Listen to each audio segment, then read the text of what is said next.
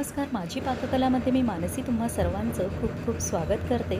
तर तब्येत ठीक नसल्याकारणाने थोडेसे व्हिडिओज लेट पोस्ट करते, त्याबद्दल क्षमस्व. तर आज आपण बनवते मस्त दाणेदार आणि टाळूला न चिकटणारे असे बेसन लाडू. चवीला म्हणाल तर अगदी अप्रतिम असे हे लाडू इथे तयार झालेले आहेत. अगदी गोल, गरगरीत आणि मस्त अगदी हलवाईकडे जसे असतात त्या पद्धतीचे आपले हे लाडू इथे तयार झालेले आहेत. तर पटकन रेसिपीला सुरुवात करूया. इथे एक पॅन घेतलेला आहे, पॅन गरम करत ठेवलेला आहे. 1 वाटी इथे मी बेसन घेतलं आहे आणि पाऊण वाटी तूप घेतलेलं आहे. तर आता तूप एकसाथ आपल्याला घालायचं नाही, इथे मी तुम्हाला अगदी परफेक्ट प्रमाण सांगणार आहे. तर जो पोहे खाण्याचा चमचा असतो त्याने 2 चमचे इथे सुरुवातीला मी तूप घेतलेलं आहे. आता यामध्ये तुमच्याकडे जे कोणते ड्रायफ्रूट्स घरी असतील ते कट करून इथे आधी फ्राय करून घेऊया. तर मी इथे काजू आणि बदाम घेतलेले आहेत आणि ते आता इथे तुपावर अगदी मिनिटभरासाठी फक्त मी परतवून घेणार आहे. फार काही परतवण्याची गरज नाही आहे. आता यामध्ये लगेचच मी रवा घालते. तर 3 चमचे इथे मी रवा घेतलेला आहे, त्याच चमच्याने, पोहे खाण्याच्या चमच्याने. आणि आता तो देखील आपल्याला 2 ते 3 मिनिटं इथे तुपावर भाजून घ्यायचा आहे, चांगला परतवून घ्यायचा आहे. तर हे लाडू ना अगदी झटपट तयार होतात. मी अगदी शॉर्टकट दाखवते इथे बेसन लाडूचा तुम्हाला आणि मस्त चवीला अगदी तयार होतात हे. आता हे 1 वाटी जे आपण बेसन घेतलं आहे त्यातलं अर्धं बेसन मी इथे घालून घेते. एकसाथ बेसन घालू नका, म्हणजे आपल्याला तुपाचं एक्झॅक्ट प्रमाण इथे कळेल.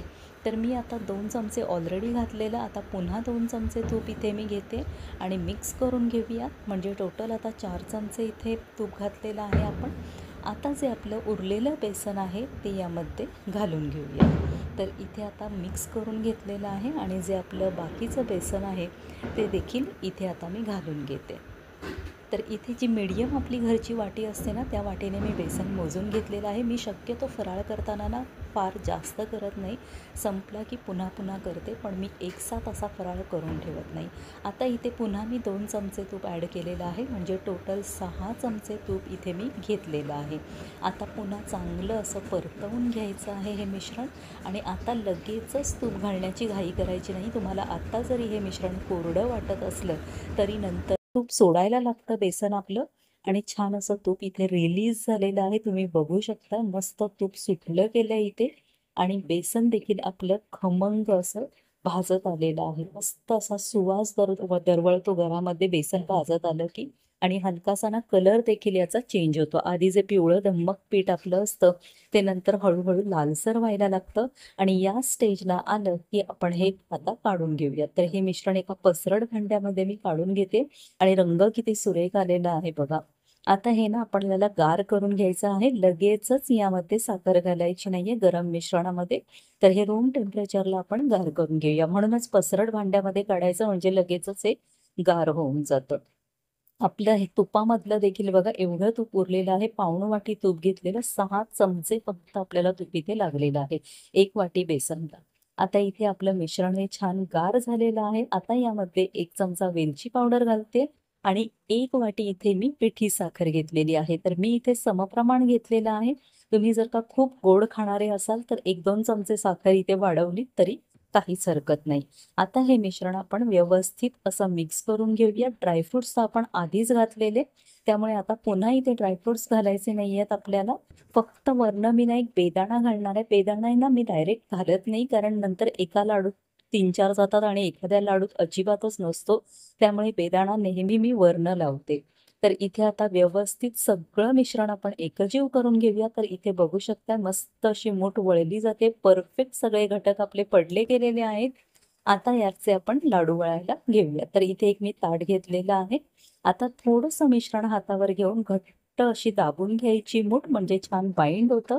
आता इथे मी बेदाणा घेतलेला आहे आणि पुन्हा घट्ट मूठ वळून घ्यायची, दाबून घ्यायची आणि नंतर याला दोन्ही हातांच्या मदतीने गोलाकार शेप द्यायचा आहे आणि नंतर ना हलवाईसारखा असा हातामध्ये ना घोळवायचा लाडू, म्हणजे त्याला खूप छान अशी ना चमक येते त्या लाडूला आणि खूपच दिसायला भारी दिसतो. तुम्ही बघू शकता मस्त गोल गरगरीत असा लाडू तयार झालाय आणि वरनं तो बेदाणा अगदी दृष्ट लागू नये म्हणून पीठ लावतात ना, त्याप्रमाणे इथे आपला बेदाणा आपल्या इथे दिसत आहे.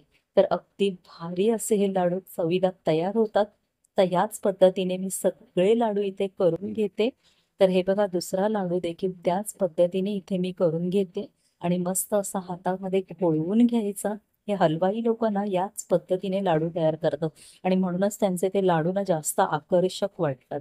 तर इथे अशा पद्धतीने सगळे लाडू मी तयार करून घेतले आणि खूपच भारी हे लाडू आपले तयार झालेले आहेत चवीला.